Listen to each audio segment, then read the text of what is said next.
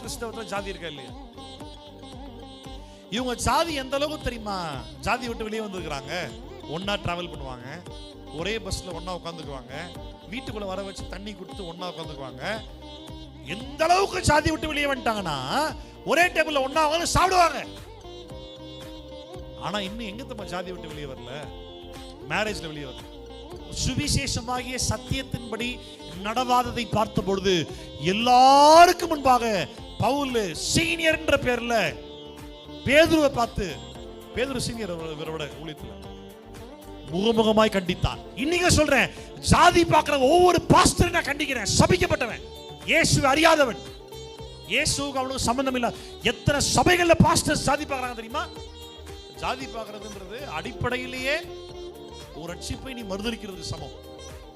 சாதியம் என்பது சாத்தானியம், தெய்வத்துவம் கிடையாது.